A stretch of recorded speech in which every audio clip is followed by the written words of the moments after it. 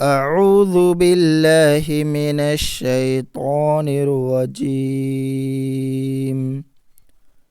بسم الله الرحمن الرحيم.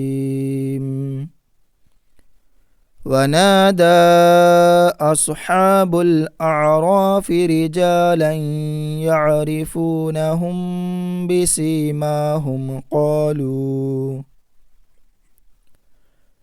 قالوا ما أغنى عنكم جمعكم وما كنتم تستكبرون أهؤلاء الذين أقسمتم لا ينالهم الله برحمة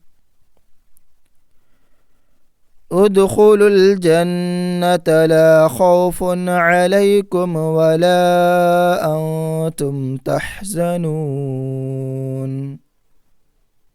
ونادى أصحاب النار أصحاب الجنة أن أفيضوا علينا من الماء أو مما رزقكم الله قالوا إن الله حرمهما على الكافرين الذين اتخذوا دينهم لهوا ولعبا وغرتهم الحياة الدنيا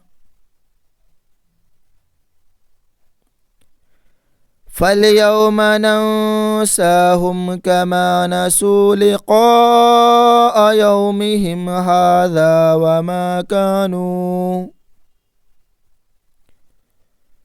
وما كانوا بآياتنا يجحدون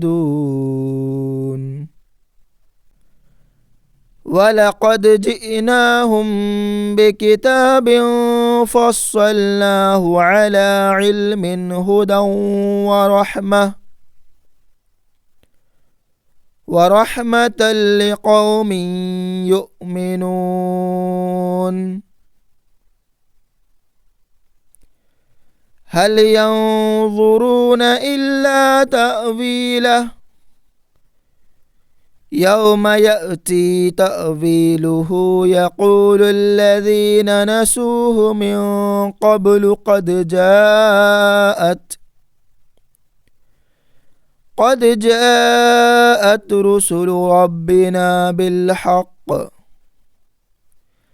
فهل لنا من شفعاء فيشفعوا لنا أو نرد فنعمل غير الذي كنا نعمل قد خسروا أنفسهم وضل عنهم ما كانوا يفترون صدق अल्लाहुल अज़ीम। नाज़रीन, आज की इस वीडियो में आयत नंबर 53 तक पढ़े और हमारा आज के सबक में 8वें पारा में 13 रुकू तक मुकम्मल हुआ। इंशाअल्लाह आने वाले वीडियो में हम लोग पढ़ेंगे आयत नंबर 54 से सूरतुल आराफ की। तब तक के लिए मुझे दुआ में याद रखें। खुदा हाफिज़। अस्सलामु अलैकुम व रहमतुल्लाहि व बरकातुहू। वीडियो को लाइक कीजिए, अपने दोस्त अहबाब में सवाब जारिया की नियत से शेयर कीजिए। अगर आप हमारे चैनल में नए हैं तो हमारे चैनल को सब्सक्राइब करें।